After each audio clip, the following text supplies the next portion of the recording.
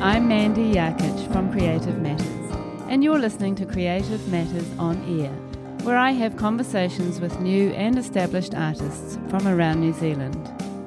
I love to listen to artists' stories and learn about their creative process, and maybe you do too, which is why I've made this podcast, to inspire, inform and educate. I hope you can take away something positive and encouraging from each of these amazing stories to help you on your own creative journey. Hi there and welcome to Creative Matters. This is episode 37. Thank you very much for joining me. Today I'm talking to Philippa Bentley. Philippa is a multi-disciplinary artist inspired by nature with ecology and environmental concerns at the heart of her work. While primarily known as a painter and printmaker, Philippa incorporates a range of media and processes in her art practice, including drawing, sculpture, and augmented reality. She is interested in the intersection of art, design, science, and technology, and the possibility all of this brings. We are an island nation, explains Philippa. New Zealand begins with the sea and ends with the sea, and we all have a relationship with the water. Listen to the sea. It has something to say to you. It is not surprising that Philippa's work is so connected to and informed by the sea and reflects her careful observation and love of the natural world, overlaid with a layer of contemplation. You can see images and videos of her varied and incredibly fascinating practice on our blog at creativematters.co.nz and also on Philippa's website, philippabentley.com. Hello, Philippa. Hi, Mandy. Lovely to see you. Oh, it's lovely to be out here. Yeah, it's so good. And we have been trying for what feels like a year Yes. to get you out here, but it probably hasn't been quite that long, but certainly quite a few months. Mm-hmm. We've had many, reschedules. Yeah. Yeah. But we're here, which is great, and it's so lovely to meet you. And I really can't wait to hear all about your varied practice. Thank you. So, That's welcome to Creative Matters. So we'll get started as we always do, right at the beginning. Can you tell us about where you were born and your childhood, please? I'm an Aucklander, so I was brought up in Meadowbank with my family, mum, dad, and 4 children. I'm the youngest of 4. Dad was a doctor, a physician, and mum a teacher, then became a counsellor. And it was a very busy household. We had sort of like a menagerie of animals, and mum was amazing. You know, the kids from the neighbourhood would always be there, that sort of thing. And she said when I was older, sort of being the youngest, I was often, it would sort of be like, where's Phil? And I'd be in a corner, it was quite happily sort of reading a book or with my pastels set out or out in the garden, just finding a quiet spot. And the garden was really important to me. That's sort of my childhood memories are often featured out there, outside. And in the bush, we had a section, or quite a lot of places around there in Meadowbank, Remuera. They have sort of like they run down to a creek, the bush that runs then into Oreki Basin. So that was just fantastic as a child. I loved it. So beautiful and so many memories. And I guess that was interspersed with quite a lot of time in hospital, though.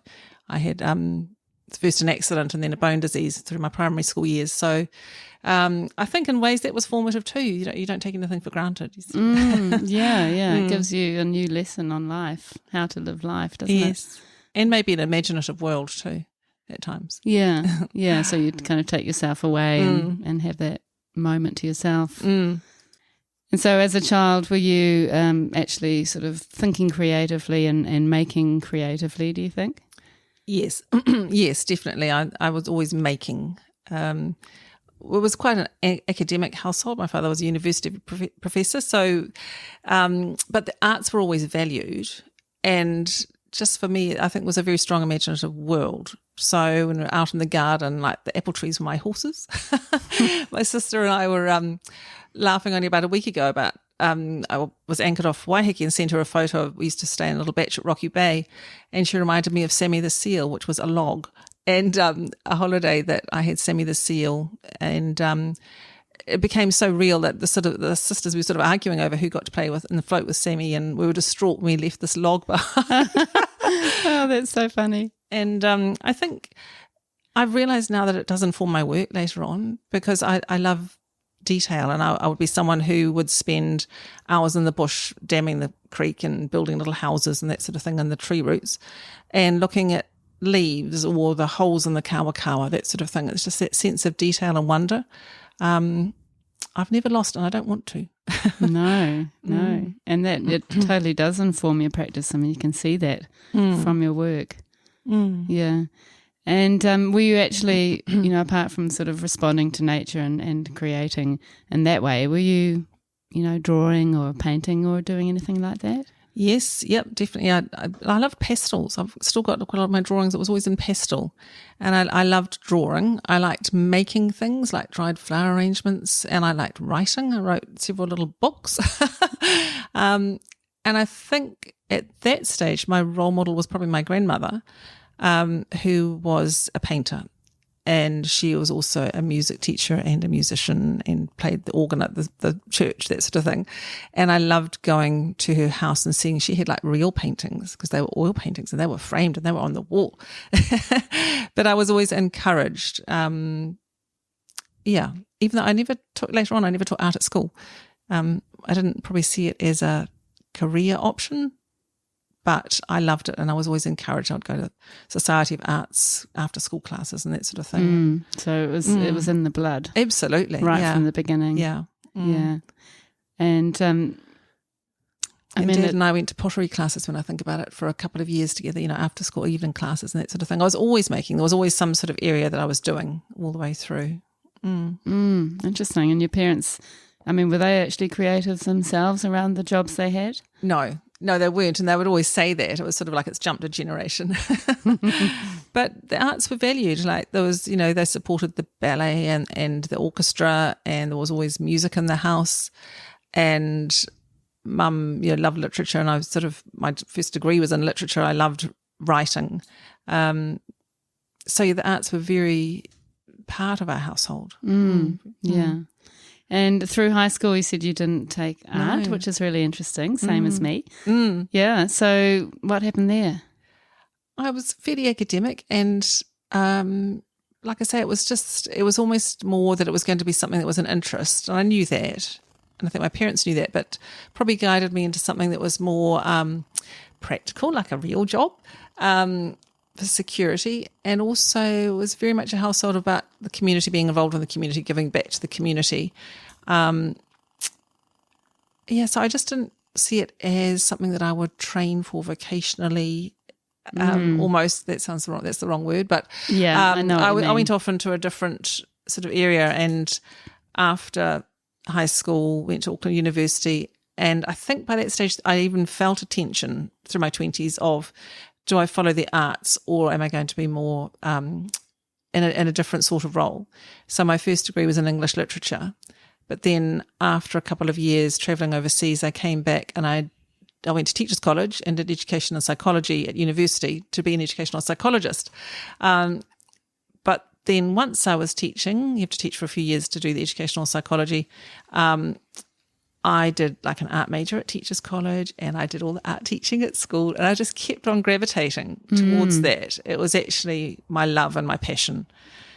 And then it was some years out. I got very sick teaching one year, that's right, and I stopped and tutored pupils one-to-one, and then had time out as a full-time mum. And it was then when I was coming back into the workforce, I was thinking, no, I'm going to do what I really want to do. I've got to give this a try now. And I didn't want to go back into educational psychology and teaching. I thought, no, I'm going to give this a go. And it was also partly triggered by my mother dying. She was sort of a huge part of my life. And it was, I think I was thrown for a couple of years. It was huge for me. And that sense of, gosh, people die, that fragility of life. If I want to do this, if I see this as actually who I am, I've got to do it, and I've got to do it now. So it gave me the impetus and that sort of courage to jump off that cliff. Yeah. Because my marriage was just splitting up at the same time. So it felt like, this is me starting out again. I've got to do this now. And also a practical solution in ways, even though it seemed scary, because my former husband, the kid's father, went to live in a different city. So all that child rearing was up to me. I'm not saying he abandoned us. He didn't by any means, and he loves his boys, that sort of thing is still very much so. But that day-to-day rearing of the kids was up to me. So I wanted to be at home, have that flexibility, working for myself. So it all came together and I thought, no, I've got to do this. How amazing. Yeah. And sometimes, a tragedy or something negative can actually give you that, like you say, that impetus to seize the day. Yeah. Redirection, I think. Which can be a really positive thing. Well, it has been. Yeah, definitely. So you decided, right, I'm going to be a full-time artist. I did. I had, while I was a full-time mum, I had been exhibiting some pieces and then started working part-time in galleries. And so I did that to start off with, sort of thing, which was like a safety net. But it was when I was suddenly on my own with the two boys, I thought, no, I'm going to do this full-time and I'm going to throw myself into it and see if I can make it work. Wow. And how old were the boys at that time? They would both have been around primary school, early primary school. Yeah. Wow, that's actually quite a big, brave move, isn't it? Yes, it is. Yeah.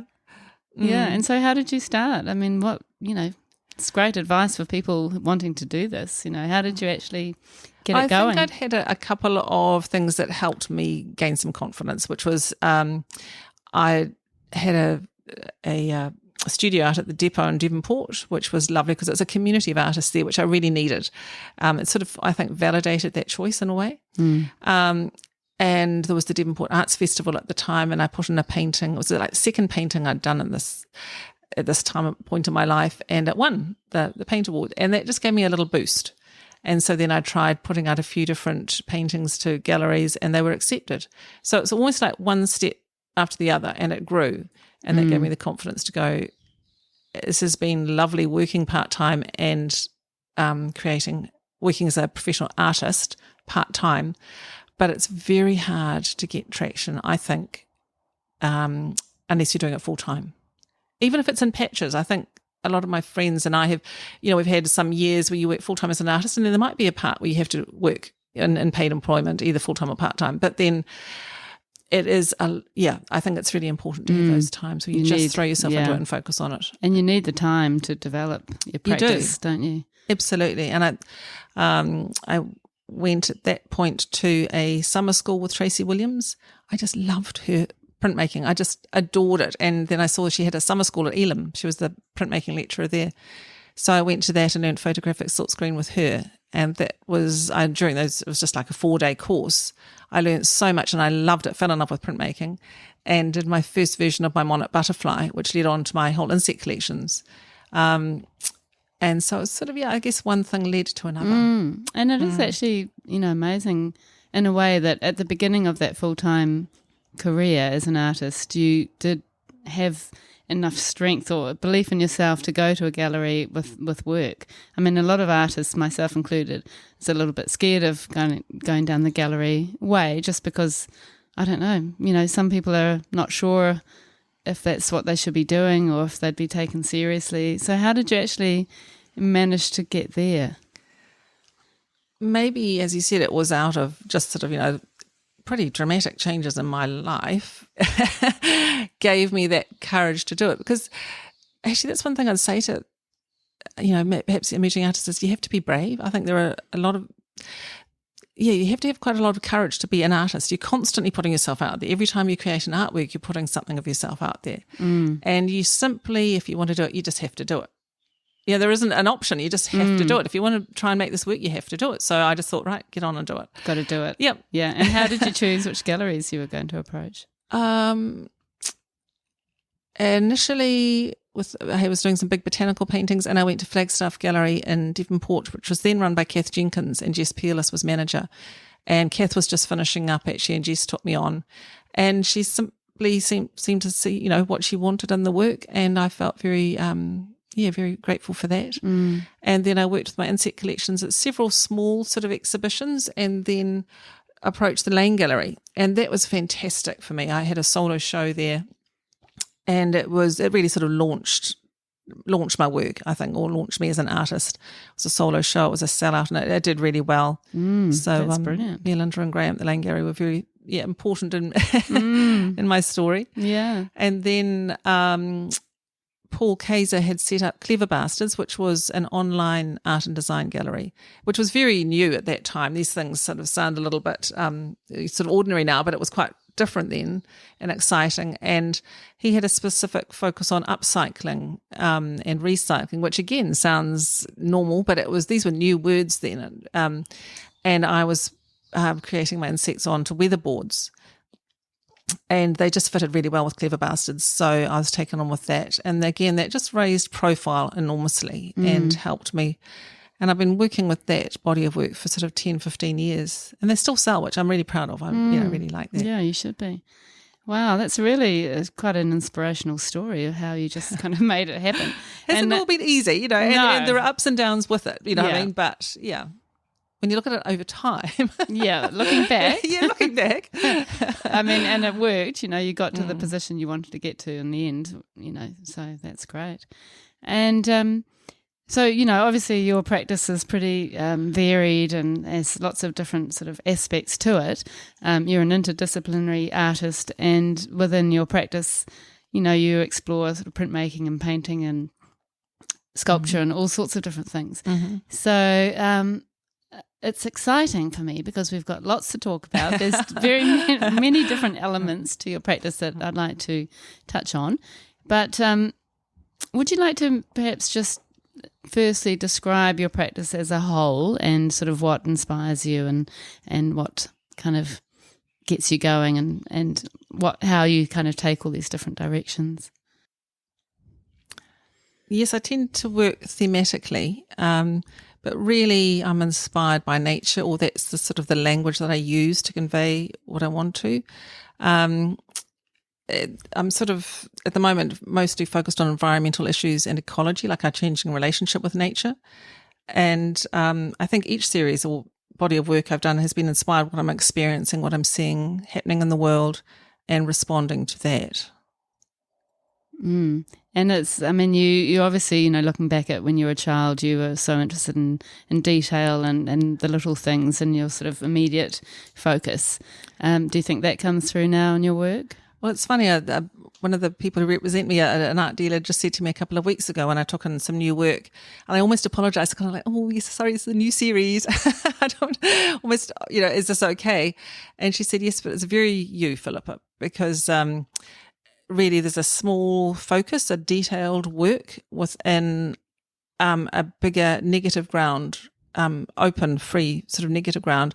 I thought, gosh, that is what I do. And when I think back, the various different series that I've worked on, and it's almost like that girl back looking at the detail of the butterfly wings or something, the part that represents the whole. Which is such a beautiful thing. And there's definitely quite a strong thread I see all the way through your practice. Well, that's good. Yeah, which is lovely. Yeah, it's always reassuring, isn't it? I think it's often conceptually driven, like there's something I'm trying to communicate through it. But it comes through obliquely. I don't want to sort of, Yeah, which is good.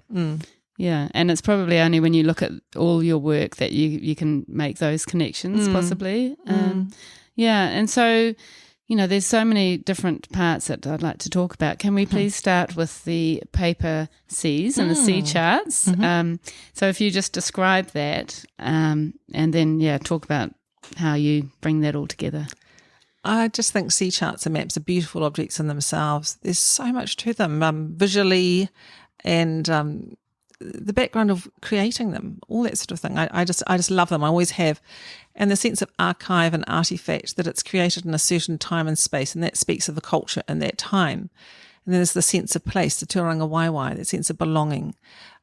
So I've sort of met them probably primarily starting sailing, and just there's so much scope with maps and charts. I can see I've got a long way to go. My first works on them a few years ago were to do with Hic sunt draconis, which is the Latin for here be dragons, and in the 1700s, where explorers were still mapping, charting coastlines. or areas, if it hadn't been explored, they might draw a little sea dragon or a three-headed monster or something, and that would just be to signify the unknown, the great, vast, scary unknown. Wow. Here be dragons. I love that. And at that point in time, I just felt completely bombarded by terrible news about the climate, biodiversity decline, pollinator decline, acidifying oceans, sea level rise.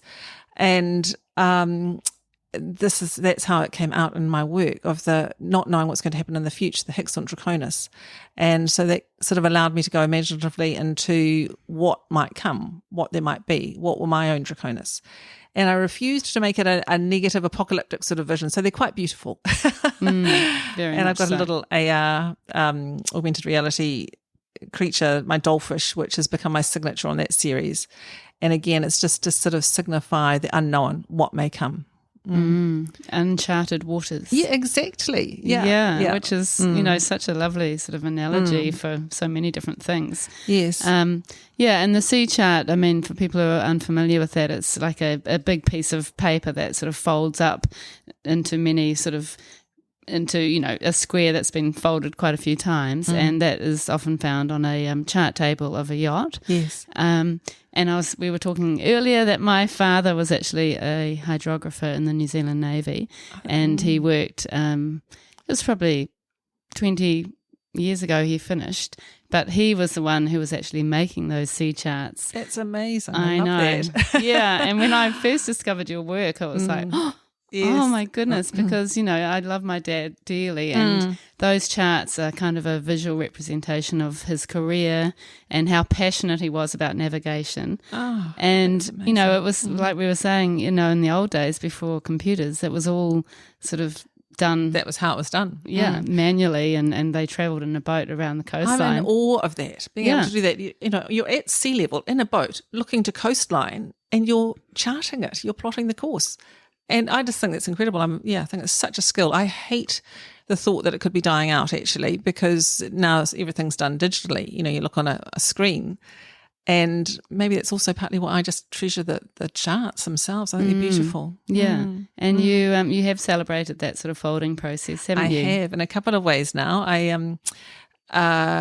One is I've just very recently released a sea chart and it's going to be printed onto canvas, and then a loose canvas, not stretched on stretchers or framed, and then I'm folding it up like a paper chart. So on a wall it looks very like a paper chart, but it's actually canvas, so it's got the durability of canvas, and it has my artworks on it. And the other way was folding the charts into boats. So I've gone for the classic paper boat, which some kids might have them as little paper hats or paper boat. I wanted that sort of the simplicity for the just a very simple boat, symbol of a boat. And I folded the paper charts because I think a paper boat at sea conveys fragility and vulnerability very clearly, and it's about the fragile sea and how important it is to us, and that it's in need of care. Yeah. And I paint and draw and print onto the boats, or onto the charts rather, fold them up as a boat, and put braces and things on them, on a plinth and a glass case is how they're presented. Yeah. And that glass case has meaning too, I presume? It does, because it's referring to the, I don't know if you've been to the Auckland Maritime Museum and the other big museums and natural history museums too. Often these things are in the wooden boat models are in great big glass cases. Some are almost the size of a room, and some are smaller ones that are put on a wall or a table. So it's just kind of that preservation idea. Which is really beautiful, and that's kind of acknowledging the fragility of what's inside. Yes, and sort of larger fragility ideas of the world and that kind of thing. And inside the hull of the paper boats, I call them my paper boats or diatom arcs. I'm printing diatoms, which are phytoplankton, and they're just really important in the carbon cycle. They absorb carbon, huge quantities of it, and release oxygen far more than the rainforests say, which we hear a lot more about. So it's a really important ecological point. That's really interesting. Yeah. So the arc is representing the boat.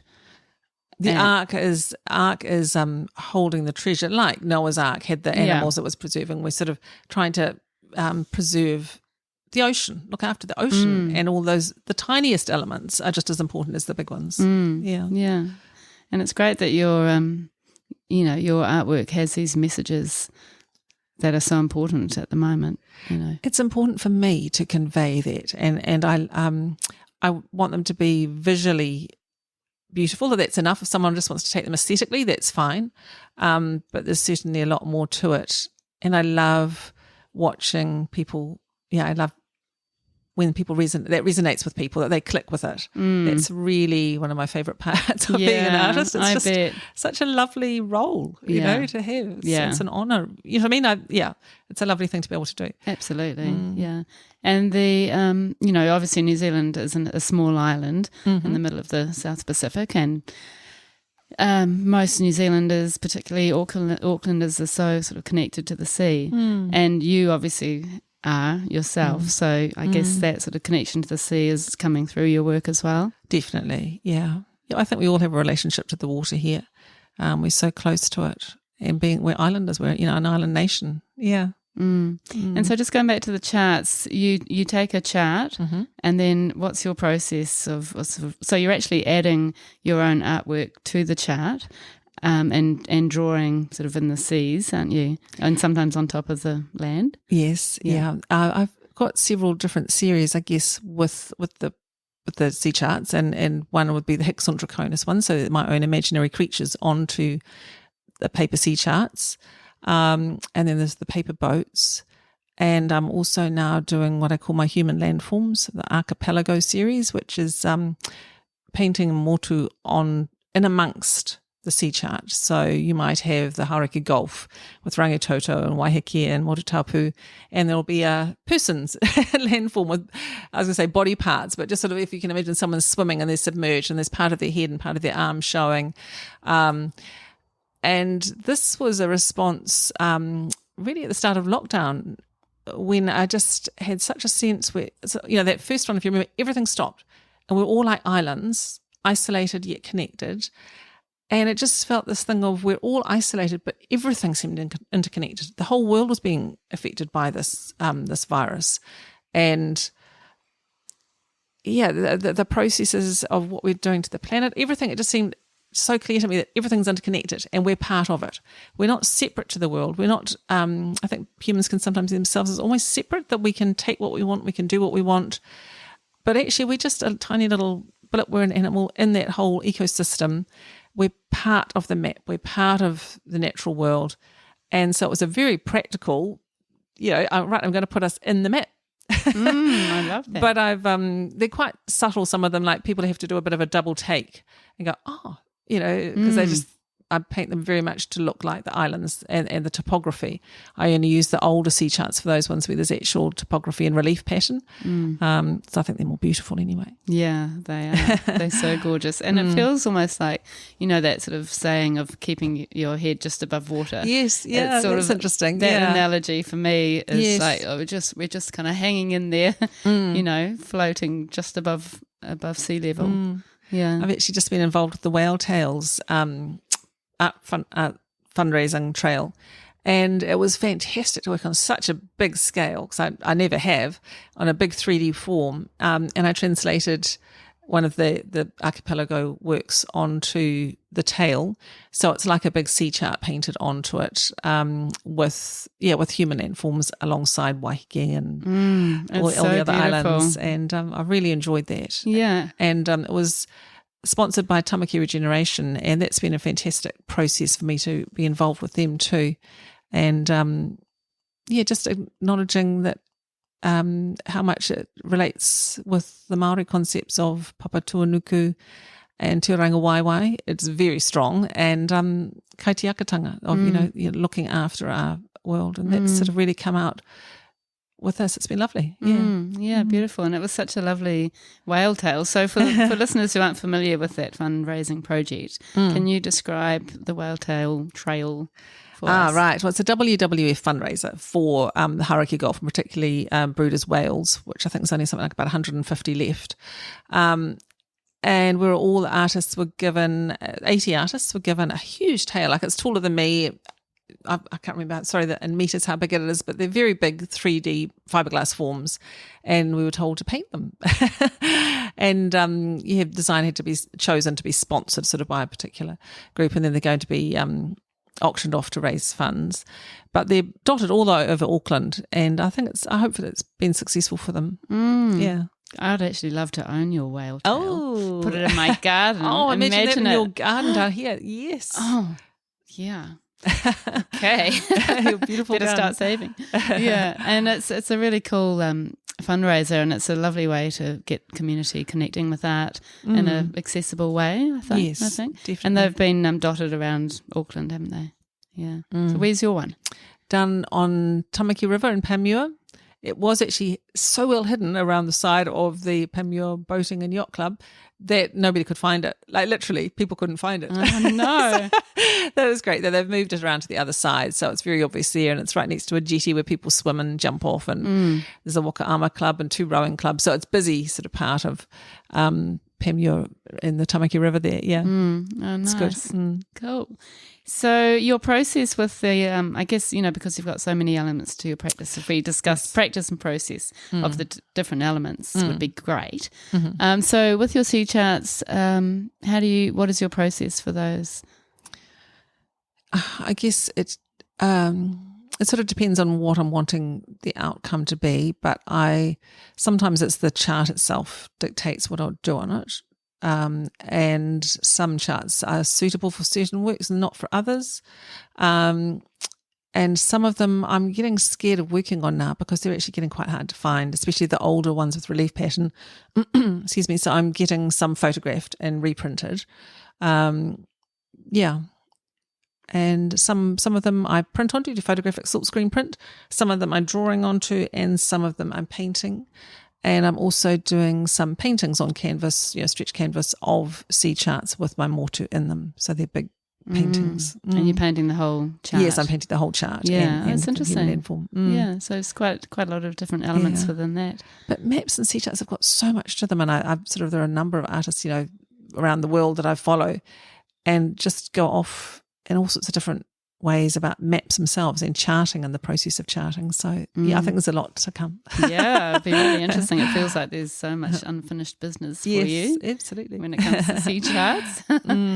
And okay, so is there anything else you'd like to say about your paper boats and the sea charts, or should we move on? No, I think we can move on. Yeah. Okay, so let's go now to your paintings. So over your career, you've done different series of paintings, which still, as we said, feel connected, but are different in their themes. So can you talk about how you work through different painting series? I actually get a picture in my head that comes fully formed. It's I love that side of creativity. We just get that spark, and to me it's actually like a visual image, and then I need to realize it. So then there's the process part of making it a physical object, doing the actual painting, and I feel like I'm always learning with that too, which is lovely. And just thinking again that period a few years ago where there seemed to be so much doom and gloom about the environment, I needed calm and I needed to make sense of it. So the big soar paintings, which were really a lot of sky with a small bird soaring like calmly, those arose out of that period. And I'm currently working on a series called my Dwellings paintings, which is small paintings, about 30 by 30 centimetre canvases of hermit crabs. And they're all about dwellings, shelter, sanctuary, homes, the diversity of homes we live in, or that sense of home that we carry with us. So got a little hermit crab, like there's that girl again who sat watching rock pools and loved the sea anemones and the little shrimps that come out, and could watch those busy little hermit crabs in the rock pool. And they have that sense of sanctuary that they carry with them always. And I think we do too. We have a sense of home, a safe place that we carry with us. That's not always home for everyone, or not a physical house. And of course, some New Zealanders call the car home. There are so many different things I want to represent here, but mostly it's celebratory, it's fun, and I wanted to be a bit in humour. representing Kiwis in our homes and the diversity of it. I'm having so much fun. I'm actually loving this series. And I bet you feel like you've got so much do to yeah. use. Yes, I do. I can feel it would be super inspiring. Yeah. And I'm sort of keeping the colour on the background quite strong, which is unusual for me. I'm keep fairly quiet colours normally, and I'm doing quite strong, bold colours. Sometimes they're representative of the sea or just colours I like, or the rock, the hermit crabs and the rock pools, but they make a really nice strong contrast for the hermit crab and its house. So some of the houses might be a contemporary batch, an old school batch. It might be a tent.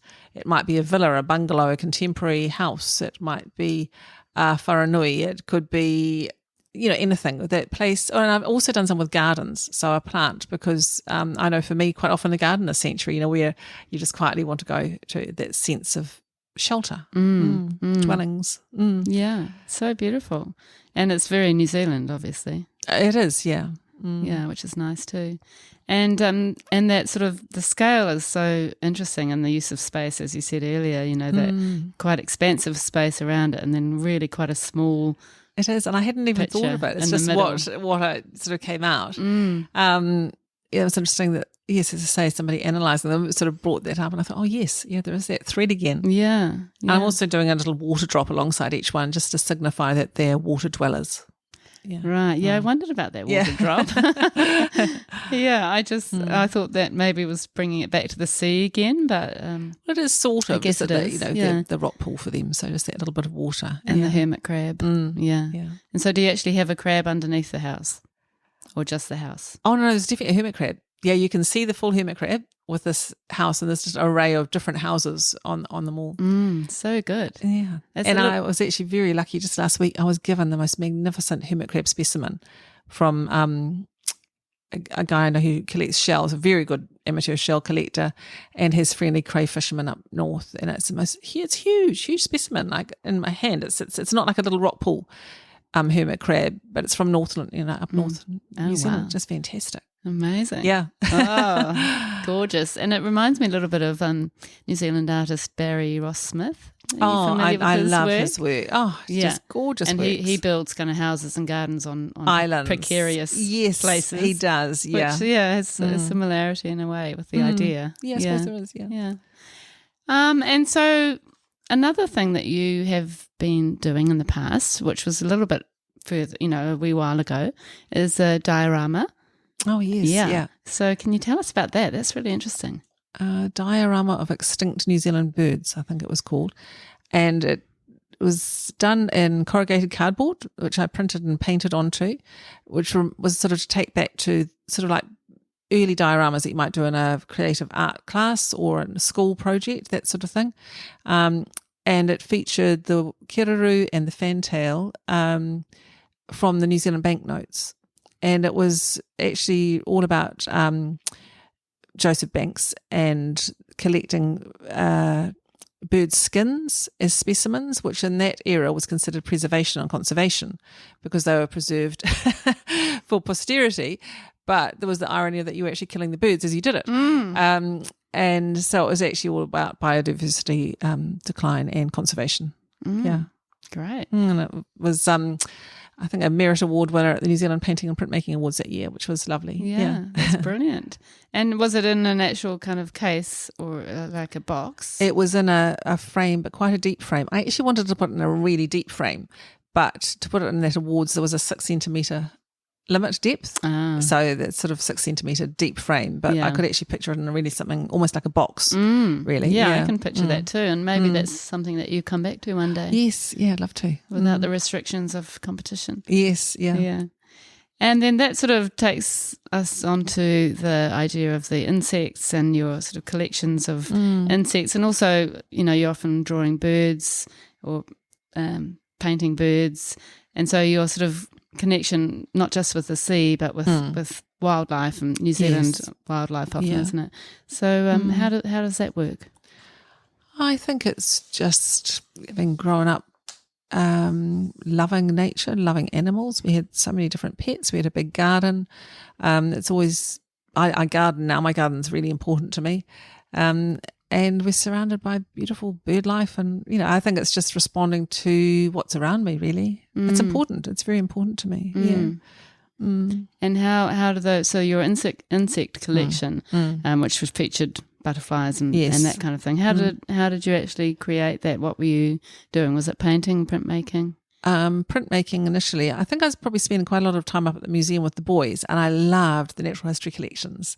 And it was also an area where Wunderkammer, sort of that the natural history collections and private natural history collections was sort of quite prominent. And so I was looking at memory really with that series.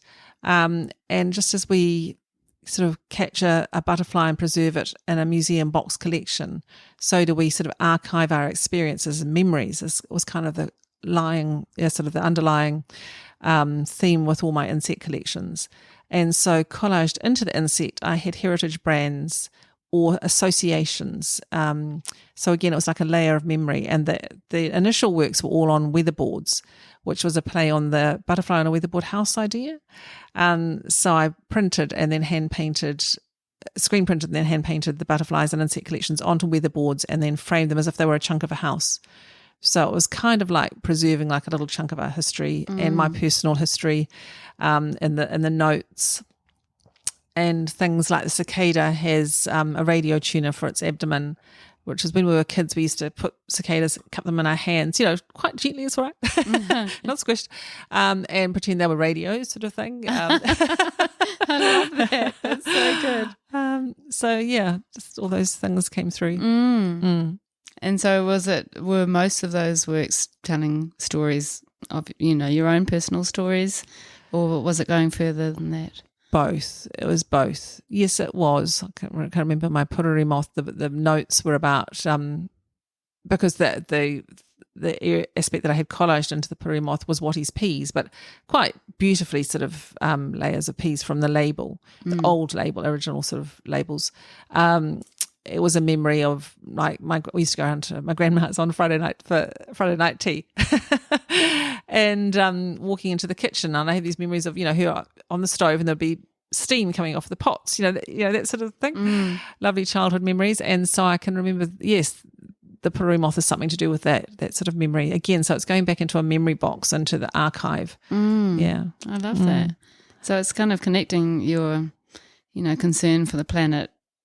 As well as, your own sort of personal memories, which seems to fit so beautifully together. Somehow it does. And I think I didn't do it consciously at the time, but I see now that that's probably why people have related to it, because it is personal. It's yeah. And are the notes in the works enough for people to actually be able to read and sort of connect to, do you think, or is it a bit more subtle than that? No, I think they can. I only did the notes on the works on board, so not on the paper works.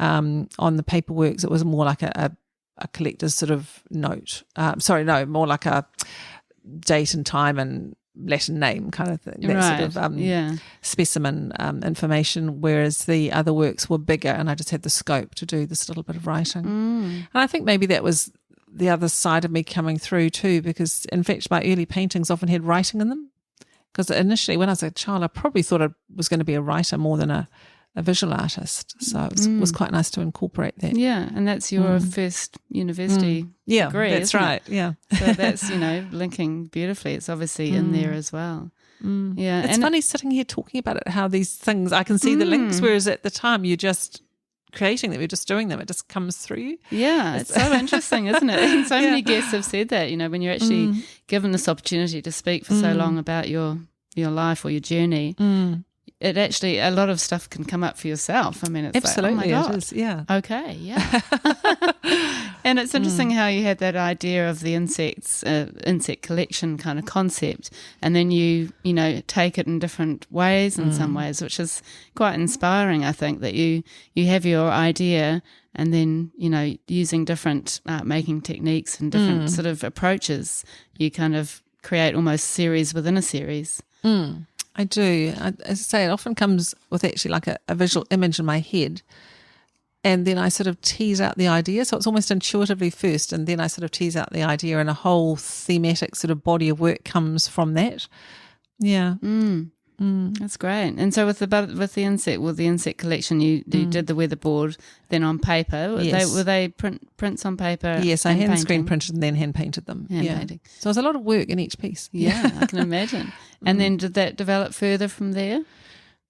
It was going to. I really wanted to do a series of furniture with like insect collections. So I did one table for that exhibition I had at the Lane Gallery. I call the collector's table. I've still got it at home and we really enjoy it. But I just didn't have the opportunity to sort of develop that. And sometimes with the sea charts, I sort of, in my head, I'm going off on different tangents with that sort of thing. Yeah. I can see you definitely developing all sorts of areas within those themes and ideas. Early on, I did do, and I really enjoyed doing some design collaborations. One with Flutter Chairs for a chair design. I did a wine label for Artarangi, loved that, and worked with Claire Moore at Essence doing various things and a rug design. And yeah, I do enjoy that. It's sort of taking the art and applying it a bit more with a design product. And it's a fun process. And do you mind working to a brief or? That's interesting because I have done a lot of commissions and I'm always grateful for them. But I do find it harder. I definitely find it harder. I do like the freedom of not having to do that. It can be tricky, can't it? Yeah. Yeah. And so for those design collaborations, you're obviously sort of helping to promote a product, but sort of coming in from an artistic point of view. How was that? How did that process actually work? Usually someone just contacted me with said, do you want to work together on something? And then that part's fun because, you just sit with them and nut out ideas and throw ideas forward. And I always love that stage of any artwork, whether I'm doing it all in collaboration, that just that zinging ideas. So I think it's almost the most exciting part. And then there comes obviously the practical part of, okay, well, if we're going to do this, how do we realise it? What are the steps? And working through them. And then what's the final product? Well, there have been chair covers, the butterfly chairs? Yeah. Still 1950s, were they originally? A company who makes those. And so I did two different sets of chair cover designs, and those were really popular for a while and really good. And what were they? What part of your practice were they? There was a dragonfly, and then on an ottoman sort of dragonfly combination into a pattern. And then another time there was a feather, sort of line of feathers, which was quite lovely because it was that idea of sort of sinking into a chair with it sort of wrapping around you almost like a cloak, or sort of a softness of it. And I think with the rug, that was quite a process of going into resources or sort of inspirations, and I also went with feathers in the end with that. Sounds beautiful. And that's just a nice kind of thing to go alongside your practice, I guess.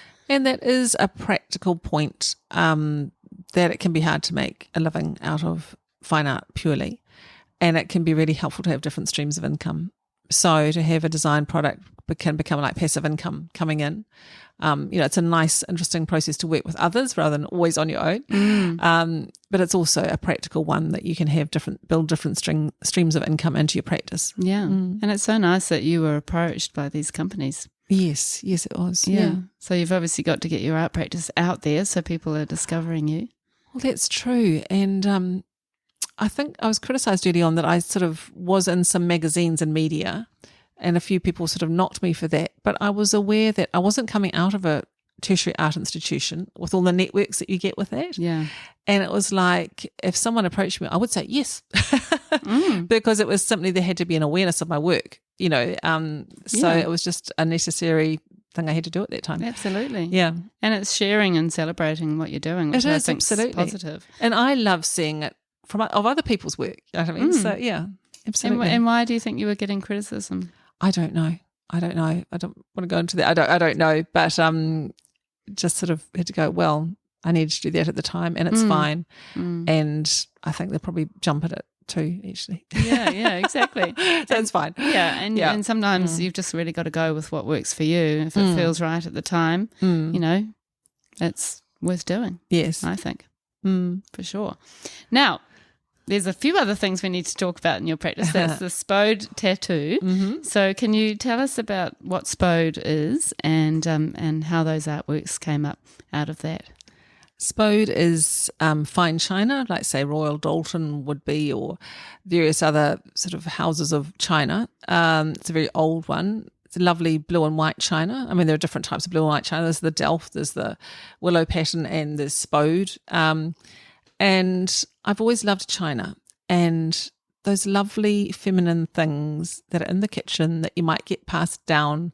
And it can be a funny old colander. It doesn't have to be anything particularly special, but it has that lovely association with family, with previous generations.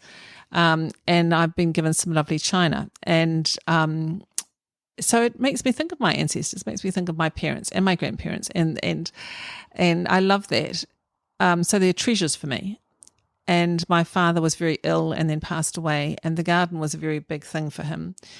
And so during this process, again, I wasn't conscious of it at the time, but I see now, I was focusing on the things that we pass on from generations, whether we're aware of it or not. So I was looking at a physical object, the china, and then conveying it as a tattoo into beautiful native flora that were specimens from his garden.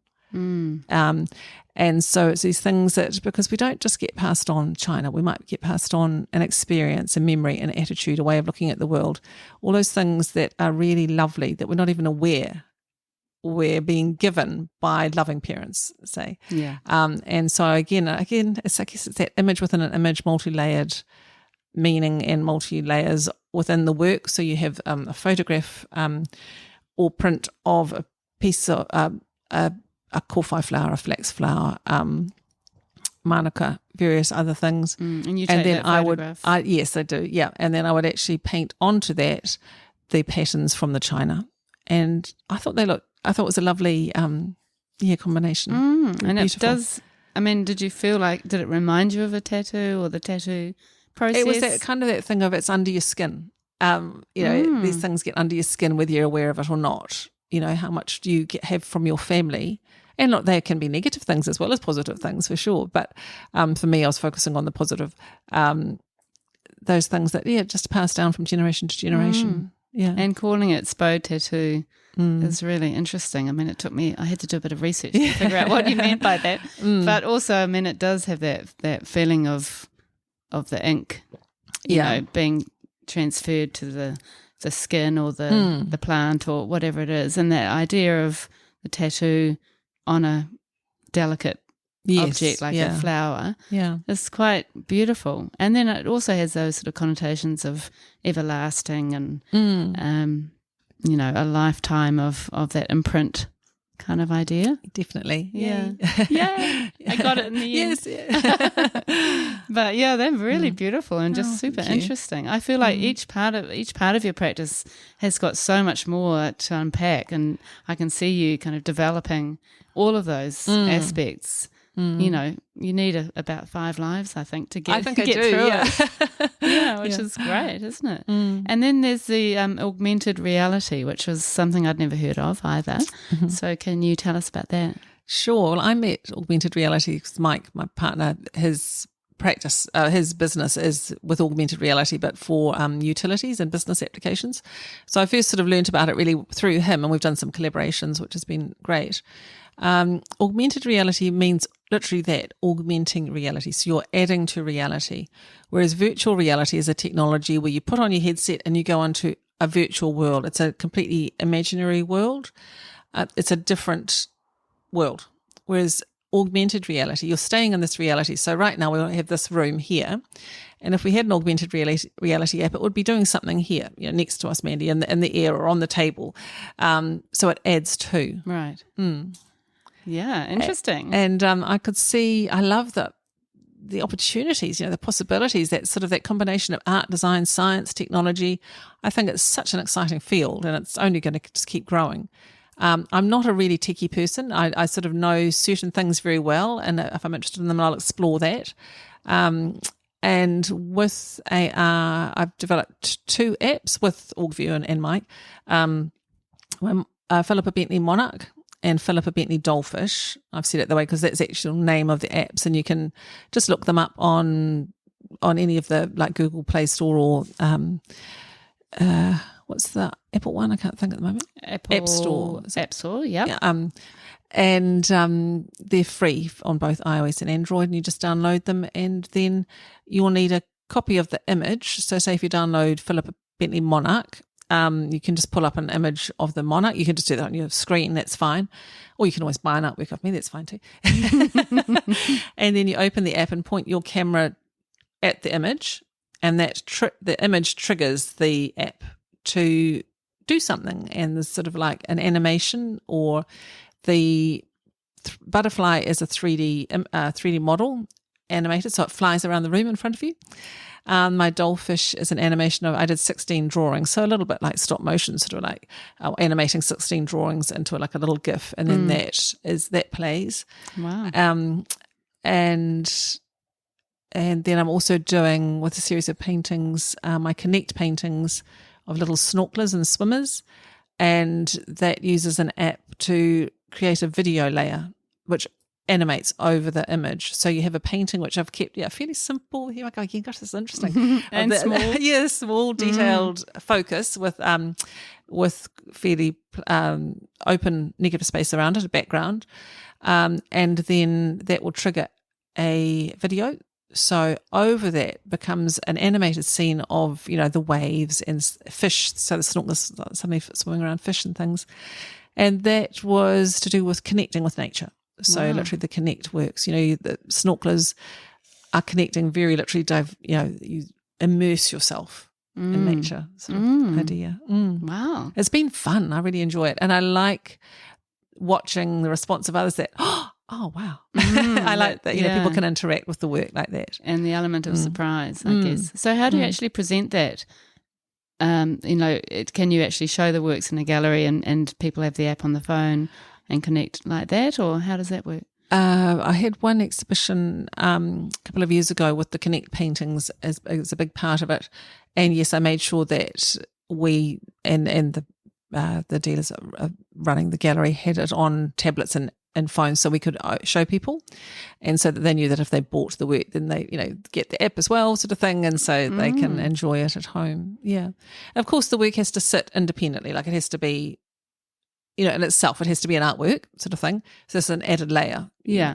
And it's an added layer that you can enjoy when you want to, kind of thing. Yes, exactly. But then you've got the painting that's on the wall. Yeah. Love it. It's brilliant. And that's just such a unique thing. Yeah, it's a bit different, but out there. Yeah. And again, there's so much scope. I mean, it's like, too many things. So I am interested in lots of things. Yeah, which need is a few great. more hours. Busy sort of, with the household and family and things, as we were talking about earlier. So there's a lot to juggle in the day. But yes, there's certainly lots of things I want to continue with my art practice. But I feel like, you've obviously got a very busy mind and lots of ideas. That's not a problem for you, thinking of ideas. No, that's not the problem. Yeah, which is good. That's a good problem to have, I'd say. Yeah. Oh, wow, that's incredible. And it's ironic, really, because I love quiet time and space too. So yeah, it's hard to sometimes juggle and balance, the things that we're passionate about. It can be. So, would you say that's your practice overall? Yes. Oh, yes, I felt discussed a lot. Thank you. Oh, it's wonderful. It's just so inspiring. I mean, I think people listening will just be super inspired. And so you can obviously see your work on your website, which I mentioned earlier, and we'll put the links to the augmented reality apps on the blog as well, which will be interesting. Yeah. Thanks, Mandy. Okay, so just thinking of your art career and practice on a sort of more commercial level, how do you find putting yourself out there and marketing your work? I think because when I started, I knew that I had to make it work. It wasn't like I could paint a painting every now and then when I enjoyed it. I just went, right, I have to do this. So I did. And I've always become it's become harder as I've gone on. It's funny. But I also remember, like doing this today, I love listening to the other podcasts, and I love getting together with my artist friends and talking and hearing about what they're doing. So I sort of figure, yeah, you just have to put yourself out there. It's part of the story. And I love hearing the story of other artists. So that's fair enough. It's part of it. It can be uncomfortable initially. It is, yeah. When you're doing it yourself. But hopefully it's worth it. I'm sure it will be for the people listening, that's for sure. Yeah. And it can be hard, putting a face to the work. Do you actually put yourself out there as a person, or is it more about your artwork? I definitely prefer it to be about the artwork. I think visual artists quite often we're like that. The artwork stands for itself, and then you kind of go, happy with that, and then you put it out in the world. But at that stage, I definitely prefer to stand back. So I'm happy to talk about my work, but it's harder putting me out there with it. Yeah, it's a strange one. And then it is a strange one. You do exhibitions like Art in the Park, which is, you are very involved with that one, which is quite nice when you're actually there with your work, talking to people. That was a big shock to the system. I haven't done a big art fair like that ever before, and I did Art in the Park last year. And it was very full on because you're standing there right next to your artwork, and there were thousands of people coming through. But something I really loved is watching people respond to my work, because I don't get that. I give it to galleries, and then that process is all removed from me.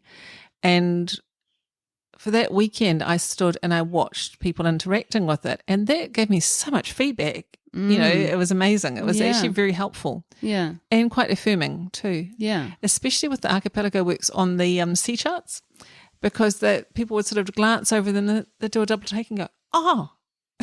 Yeah. Which is just what I wanted, but I hadn't seen that. Yeah. So it was helpful. To see it. And you sort of were hoping that was the goal. Yeah. Yeah. Which would be great. And also, it must be interesting when people aren't sure that you're the artist sometimes in that kind of environment.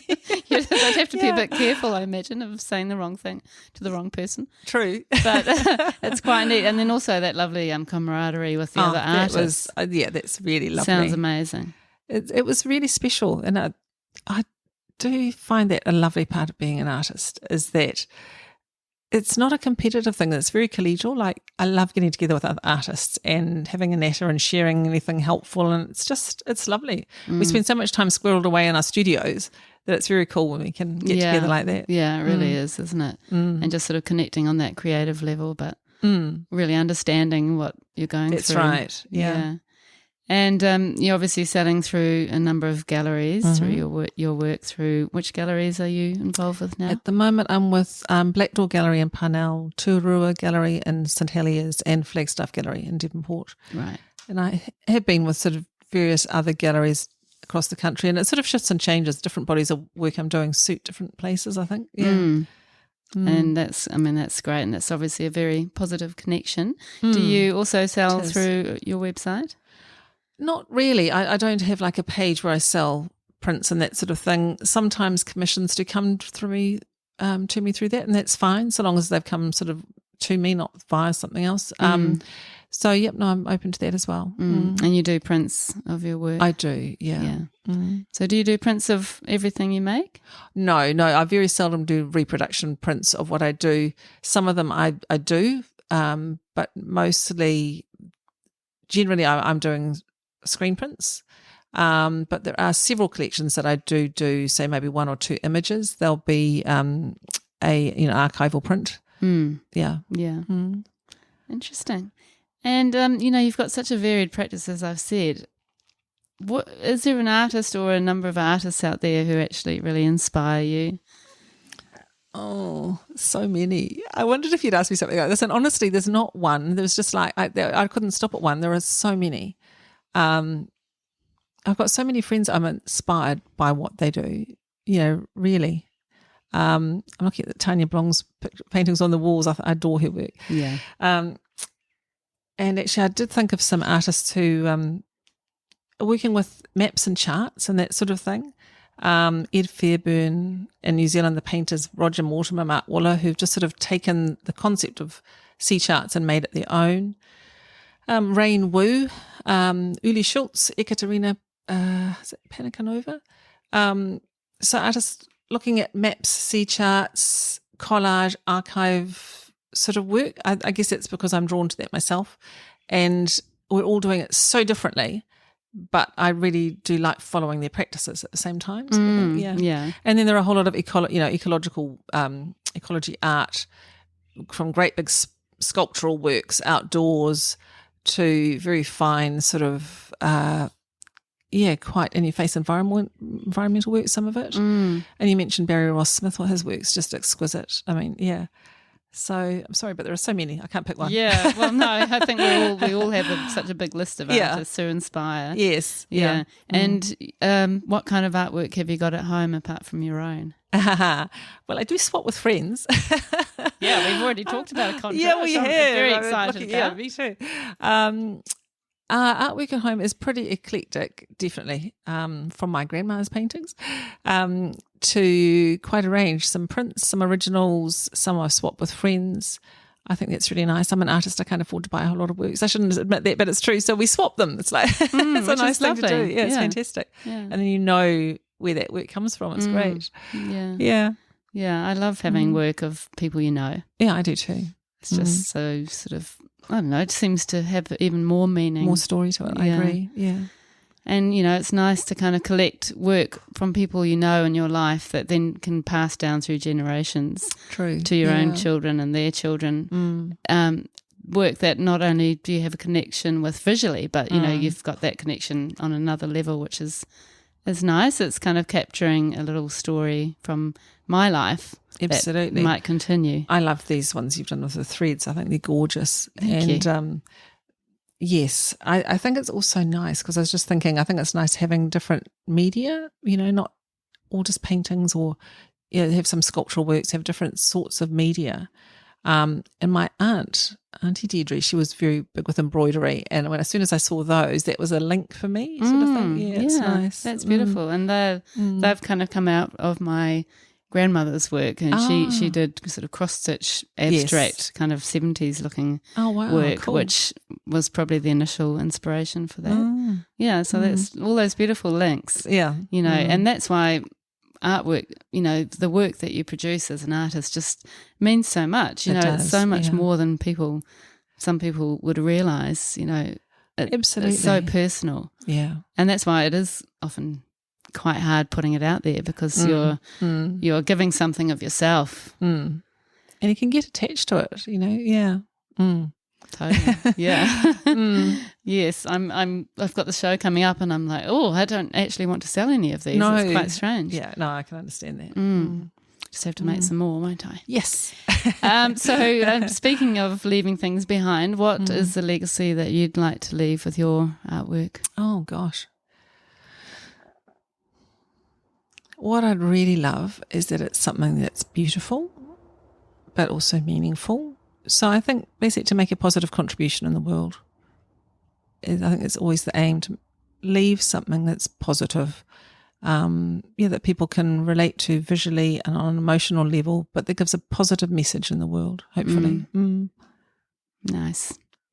And with all these ideas of yours, Philippa, what do you think is in the future for you? Oh, heck. I'm hoping more of the same, to be honest. I loving doing what I'm doing and space I'm in sort of personally, and with family and things. So just hopefully, more of the same. I've got, multiple ideas already, you know, that what I'm working on now. And then I sort of can't help but go, and then that could be. Yeah, I can imagine. So hopefully more of the same, but just keep on growing with it. I'm sure you will too. Well, it's been lovely to meet you finally, Philippa. And I feel like, you know, I need to start up an New Zealand artist club so we can all just keep catching up. Oh, that'd be lovely. It's like I make new friends every time I do a podcast. Yeah, no, I've loved it. Thank you, Mandy. Oh, thank you so much.